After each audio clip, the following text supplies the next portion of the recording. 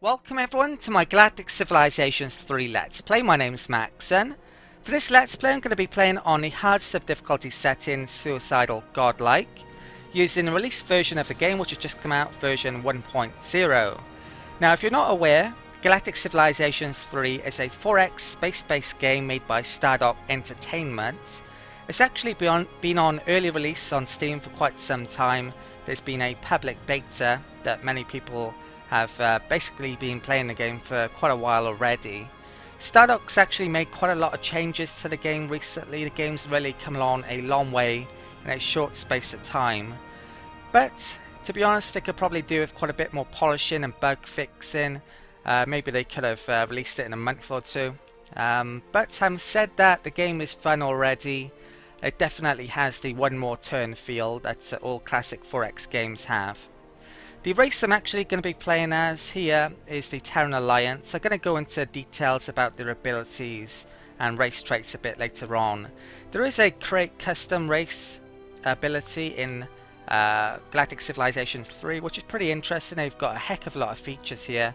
Maybe I'll do that for a future Let's Play, but I'll stick to the stock races for this first game, at least on the full release version. I've actually done beta Let's Plays before that you may be aware of, and even a guide as well, which you may want to check out at some point on the channel. Now for the actual galaxy settings, very important galaxy settings that I'm going to be picking, I'm going to be playing on a huge galaxy map which is right bang in the middle of the options. Huge really is huge though. The bigger map sizes would basically take days or even weeks, some of them, because they're so big. I think the Insane map has nearly 500,000 hexagon tiles, so that would take absolutely ages. Huge is arguably too big for a YouTube Let's Play maybe, but it's the map size I've been playing on recently and I really don't fancy playing on a lesser size map. I'm going to play with loose clusters, so it means the stars are a bit more spread out than say tight clusters. That's the map type I prefer. Opponents, I'm going to pick 4 other opponents. There's actually a slight bug with the Drengen and Kryn that I know of. You can see here, I don't think they're supposed to have those abilities. They've been changed recently and I don't think they meant to change them in the way they have. Zealots, the Drengen used to have, for example. That's actually an Iconian ability and that's a Altarian ability that they also have, so I'm not sure they meant to have those. But these are the races I'm going to have in my game, I think. So game settings, I've left a lot of the other things to default. I've actually changed the minor races to occasional. It's normally none by default. All the others are on default though, apart from the game difficulty, which I've ramped up to Suicidal. So it's all of the hardest difficulty settings. Sadly there's no random option for opponents, it's just for difficulty. They probably need to add a random option at some stage. I'm going to disable tech trading. I really hate tech trading in 4X games. Galactic Civilizations 3 tech trading is particularly bad in my opinion. It's basically a bit of a micromanagement nightmare. It's used to exploit the AI really, and yeah, I really don't like that feature at all, so I'm going to turn that off. Victory options, that's all left on, and the star system options I've slightly changed. Some of these I've made black hole and nebula more common in frequency, so we get to see a bit more of them, more of a more geographical features in our galaxy. They also provide resources as well, so that means they will be a bit more frequent. Normally they don't seem to be frequent enough, those resources, compared to the asteroid adamantium resource. Star frequency I put to rare, but with these settings we should get about 45 to 55 planets. So I think that's enough between the 5 of us major races. We've got a lot of planets to fight over basically, and I'm going to be using quite advanced strategies that I covered in my guide to try and grab as many planets as possible. So, right, I think that covers just about everything. I did change the extreme planet frequency to occasional as well, which is probably going to favour the Yor, since they're able to colonize them more than other races. So the Yor could be pretty strong in this game, but I guess we'll see. Right, let's get started anyway.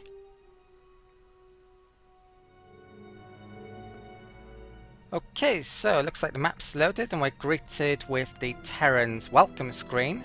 So I'm not going to read through all of this, it'll probably take a bit too long. I'd prefer to actually get into the game. So if you want to pause and read that though, be my guest. Right, so where are we in this galaxy? Looks like we're down in the southwestern part. It's pretty important to figure out where you are and where you plan to send your ships early on. We actually start with 3 different types of ships, which is the case no matter which race you play as: scout ship, survey ship, finding anomalies, and a colony ship for colonizing, of course. So what I should show you actually is the report screen in the diplomacy screen. So you can see here what racial traits we have. The Terrans are actually pretty good at getting off to a quick start. They have extra manufacturing, extra movement, which is really good, and they actually have a bit of range as well, which is going to come in handy if I'm going to do well at colonizing. They're also likeable, so they get a small diplomacy bonus, which means it might put off some people from declaring war on us. Probably not though, since we're playing on Godlike Suicidal, so someone's bound to declare war on us before too long. Organized means we get extra logistics, so we can have more ships within our fleets without going pretty deep into the tech tree to normally get extra logistics. Doesn't actually show you the abilities on the screen, sadly, which Stardot needs to add at some point. I'll mention the Terran's abilities in a bit though. So what am I going to do here then? It looks as if there are 2 blocks of stars in 2 main different directions. We might get all of those stars to ourselves. Hopefully there's no AI too close to us. Could be an AI over there, probably an AI or 2 up there, probably an AI over there, maybe one there, maybe one there. Let's check our range with our scouts. So that's basically the extent of my range. This colony ship also has the same range. I don't actually use the colony ship to colonize the habitable planet within a system usually. The reason is because it's pretty good. It actually starts with extra engines and range. You're much better off using it to explore a bit and colonize further abroad, so to speak. Basically, if you colonize a planet as well, it extends your range. You're able to send more ships off further into the galaxy and colonize further into the galaxy as well. So what I'm actually going to do is buy a colony ship on our shipyard. That's where you make your ships. I'm going to buy this one, which has been stripped of all its range and engine, so it's as cheap as possible. I've played the Terrans before, so I've got some ships in the list. If you've watched my guide for colony spamming, then you'll know pretty much what my strategy is pretty early on for getting ships out as quickly as possible. I'm going to buy this here, so that's pretty expensive, but you've got a lot of credits to start out, so definitely best to use your credits early on. That's when you get the most benefit from them. We get 5,000, which is a heck of a lot. Maybe Stardot will change that at some point, but it's pretty generous at the moment. So we get that colony ship next turn. Let's take a look at Earth as well. So we've got a couple of bonus tiles. Earth is always different actually. In every game you play, you have different bonus tiles, different location of capital, different resources. What is that? Arrrgh Arboretum. So this gives extra tourism if we build... Well, actually, we just get that for free. But at this point in the game, we don't actually have tourism. You have to unlock it in a tech tree later on. So that's useless to us.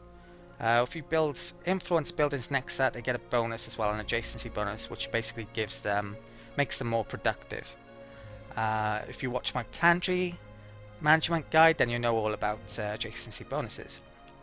And I'll leave a link in the annotations to that somewhere in this video. So what's that? That's more tourism. And that's actually manufacturing, which I definitely want in the home world. So on home worlds, I generally like it to be a manufacturing world or a research world. Usually a mixture at early game. I need research at the time being. Does that give... Oh, brilliant. So that gives research adjacency bonuses. So... probably want one there. Let's put one there. What was that? It was influence. What's that as well? Tourism, manufacturing. Let's put the one there. Now I'm not sure where I'm going to put the next research laboratory. I'm actually going to buy that one.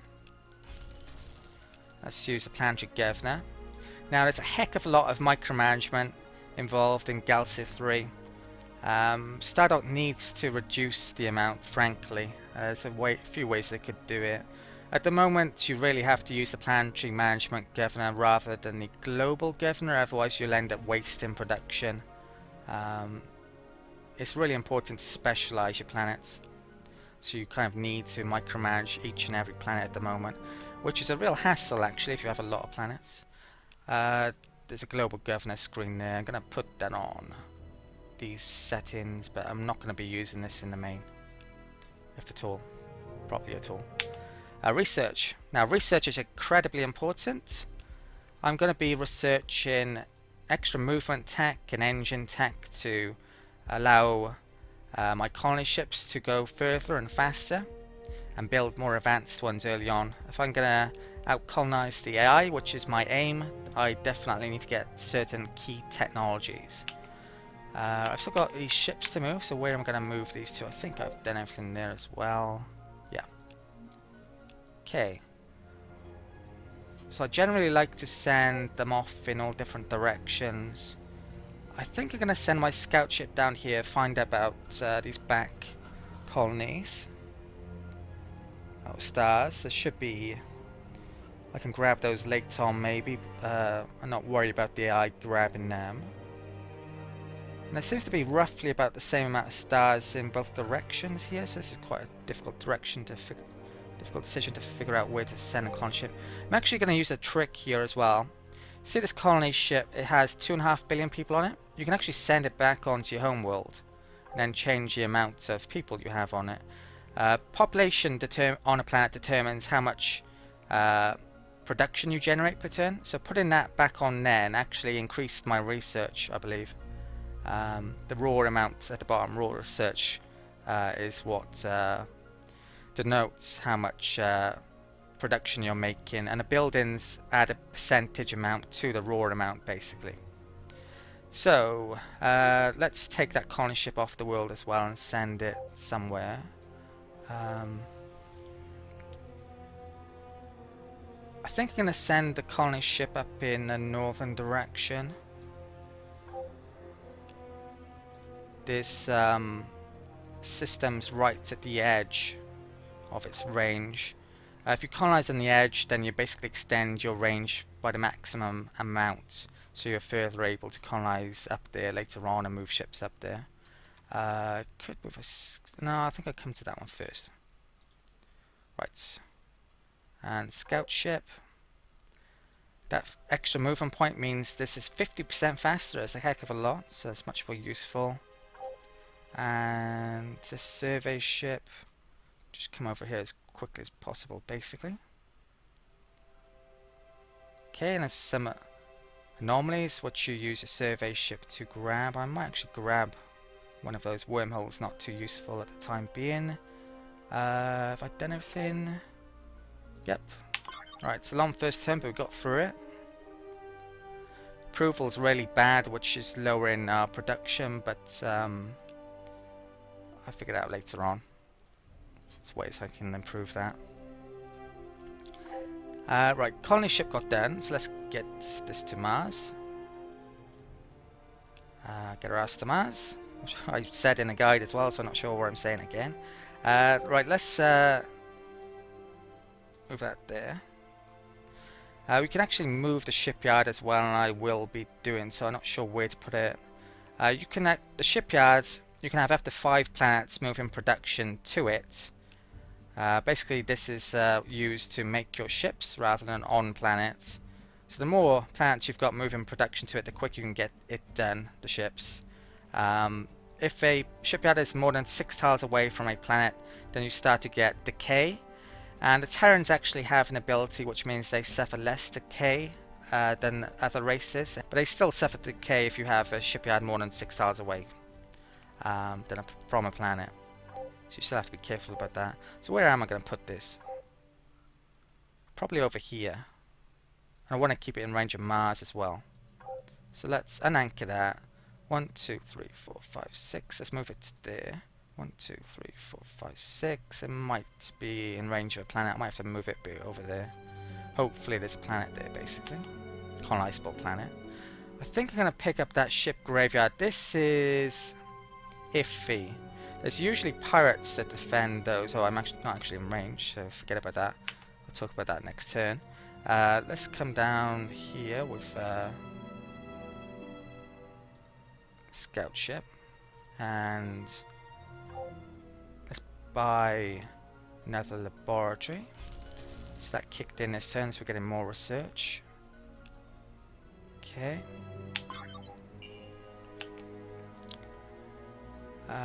Let's come up here. There's a nebula which slows down movement, so I have to avoid that. Oh, that was on auto, was it? Okay. Right, it's got to be a bit careful your movements. Sometimes there's pirates in the game and they kill your ships if you're not careful, especially colony ships. Right, let's see if I can grab this. Yeah, this is protected by pirates. So if I grab this, I'll probably be attacked. And this is a bit of a worry. I can probably take on the pirates though, and this may actually give me a free ship. If it does give me a free ship, I think this is worth it.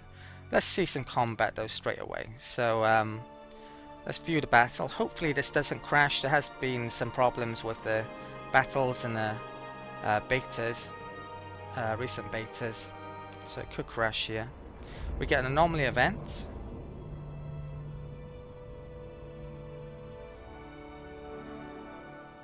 Event video. Gunboat M0. Excellent, that's what I was hoping. Free ship. No crashes, brilliant. So this is going to get really badly damaged again. Two power up here. In actual fact, they might be stronger than mine. Take that down quickly. Right, looks like we destroyed the house of doing. 2 points left. I feel I'm going to lose this. So I'm going to lose my survey ship straight away, which is dreadful. I thought it was strong enough to take on these pirates, but it's not. Oh god. Right, that is not good. Not a good start at all. So I can't pick up those anomalies anymore, and I've reduced my ability to find planets significantly. So that was a really bad idea. I'm not going to do that again. So that's not a good start to a Suicidal Godlike Let's Play. Before, that has not happened when I've taken those on as pirates. So that surprises me. Really wishing I hadn't done that now. That could mean I colonize less planets now, frankly, and get less money for anomalies. So that could have a big, very bad effect. Right, so let's colonize Mars.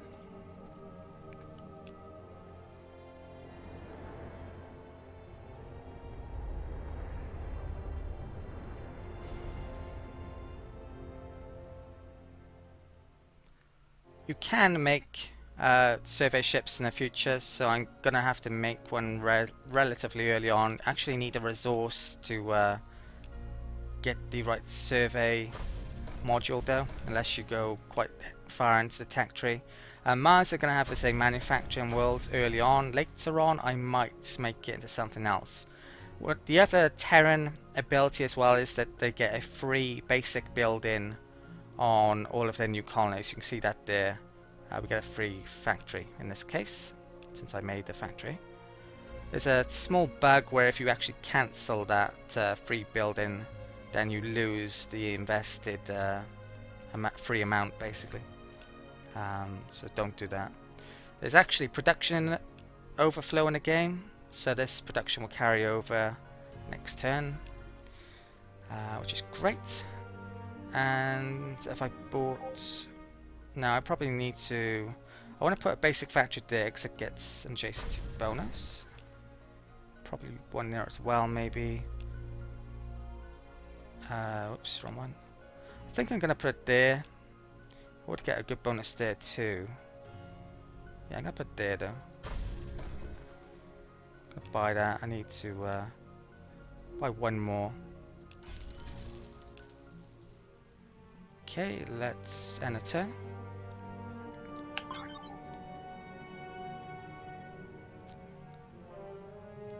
Okay, research is done. Extra movement point, extra engines.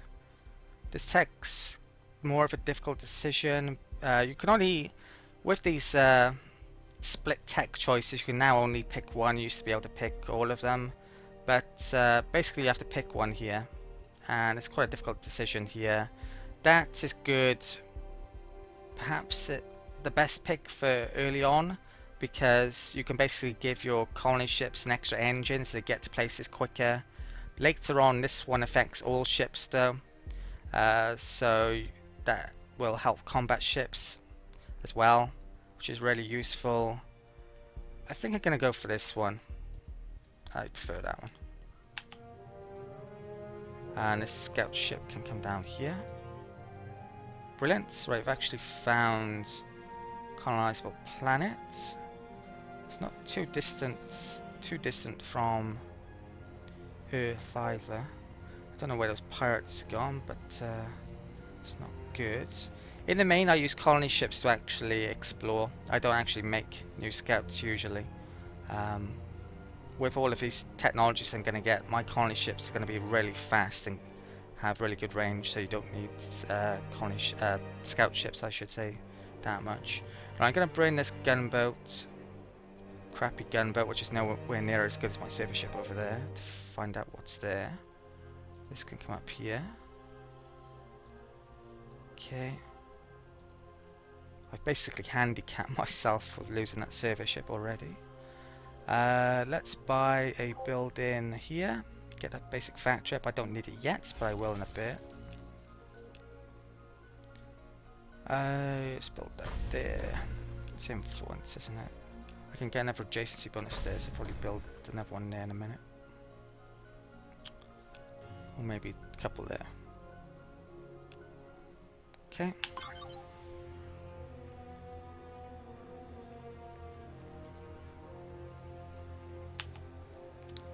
Right, lots of pirates. There's a rule of 3 around stars, suns. Basically, a planet can't be more than 3 tiles away from a star or sun, so that's really important to know when exploring. I was going to come down here with this scout, but now I've lost my survey ship. I think I need to come over here with it, so let's come over there. Okay, this colony ship can explore around here properly. Doesn't have a sensor, sadly, like the scout does. So I've gone 3 all around that. I can see all around it. There's no habitable planets. There's just this crappy planets which you can't colonize. There's a resource there which I'll want to pick up eventually with a starbase. This gunboat's coming over there. This gunboat's too crap to take on those pirates. Right, so let's buy that factory. I probably don't want to buy much more. I like to run at a deficit for 50 to 70 odd turns or so before I start to get my wealth buildings up. So I'm going to need some money left over. Another tech, hyperdrive specialization. I'm going to go all the way up to iron drive. This is a really good engine which will make our ships even faster if I put them on those ships that I intend to build very shortly. In fact, after I've got that tech. That scout can now make its way over here. And this can... I'm going to come around that way, I think. I'm going to have less money in this game as well because I'm not picking up anomalies early on. It's a pain, so I definitely need to keep on to this a bit. And what's this? Gunboats. Okay. Other than losing the survey ship though, I think this looks like a pretty good map actually, so...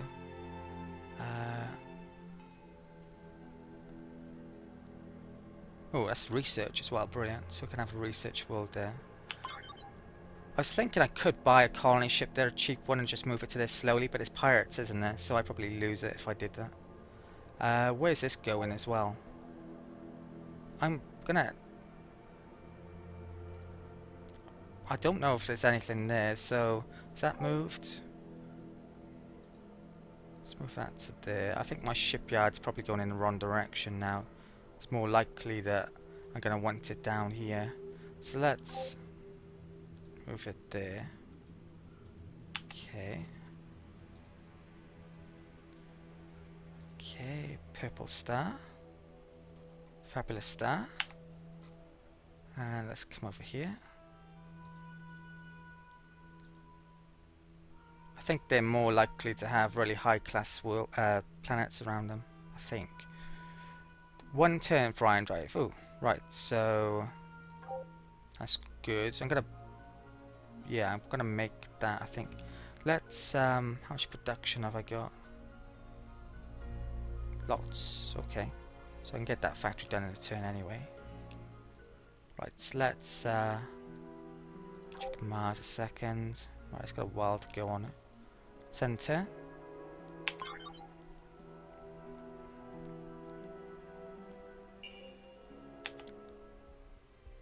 Iron drive's done. Right, what tech next? I probably want to increase my happiness now.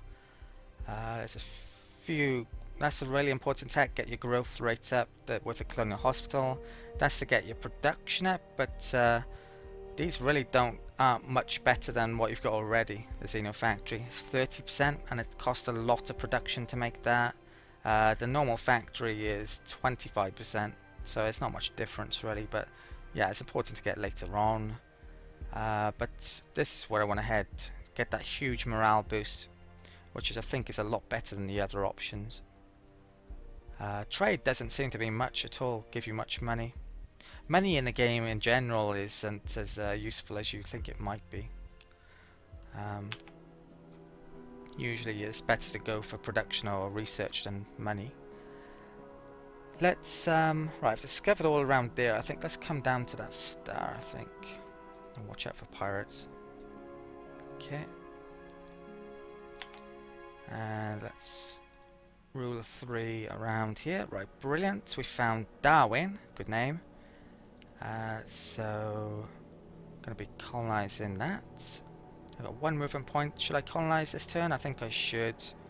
So this is class 14, so it's got 14 tiles. It's a trade bonus as well, so it could make a pretty good trade world. And social manufacturing, so it gets stuff done a bit quicker. Now, when you colonize planets, you actually get an event, which gives you ideology points. Ideologies are a way to give you a boost in a certain area. You can see these rows here, they tend to specialize in something or other. This one here is mainly production. And you can pick 3 different ideologies, each of them specialize in a certain area as well. Benevolent is mainly research and influence. Pragmatic has a lot of defensive type of things and trade.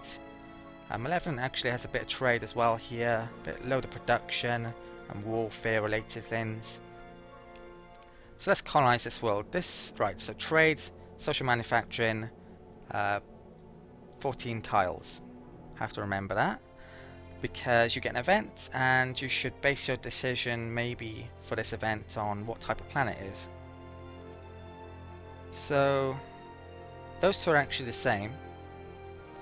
Yeah, the Terrans by default, the AI Terrans goes pragmatic, and I think I'm just gonna go pragmatic myself. When I did previous beta let's plays, I never actually went pragmatic, so this is the first time I'm picking it. Tourism income 20%, which actually this is going to be a trade world, so it's going to be quite wealth related anyway. Probably going to be a trade world, not definitely. Let's see what's actually on the planet. You don't get to see the screen before you make the event choice, which is a pain in the ass, because it would maybe change your decision. There's actually wealth there, influence and tourism. So actually I'm quite happy with my decision, I think. Manufacturing there. So what was that? That gives you extra income, and wealth building next to it will give adjacency bonuses. That's manufacturing. So let's get some manufacturing up here. Also, it doesn't show you the bonus from the event anywhere on here easily. It was tourism, wasn't it? So we haven't got the tourism ability yet, so that's why it's not showing up. There should be, it should show you what event you picked here, really, or under it. If you have say a manufacturing boost, it would show it under the manufacturing or research, but you can forget what event you actually picked and what bonus you got, so it should show it here, really, in my opinion. So if you're from Stardock and you're watching this, please take note of that. Right, so production, that's a free one, brilliant. Probably should have a few factories here at least, so let's get one there, and I'll make those in a bit. Take that off the global governor. I don't like the auto upgrade, I like to have more control. This gunboat can find out what's over here. Okay, and we've got a shipyard left to do. Ideology pick. You know what? I'm actually going to do the ideology pick at the start of the next video. I've probably been about half an hour now. So, to be honest, this has gone pretty well apart from losing the survey ship. Yeah, which it is a definitely bad thing, but we should be able to recover from it, I think, definitely. Right, anyway, hope you enjoyed this first video. Thank you for watching. If you have, please leave a like. I'm really grateful to those of you who do that, as it improves my videos in YouTube search rankings. Also, if you haven't checked out my guide videos for Galactic Civilizations 3, please check those out as well. I'll leave a link to that in the annotations. If you're new to the channel, please subscribe. Basically, there's going to be tons of Galactic Civilizations 3 content in the future, so that should interest you. There's also 4X Games videos on the channel already that you may be interested in, and other games like Pillars of Eternity 2. Did quite a lot of videos for that game. Also, if you have any feedback about this video or comments or questions you'd like to ask, please go ahead, use the comment section. I reply to pretty much every question left on the channel. And also, if you're really into my videos, you may want to check out my Patreon page as well. That's a way you can help to support the channel. Right, thank you for watching again, and I'll see you next time for the second part of this Let's Play.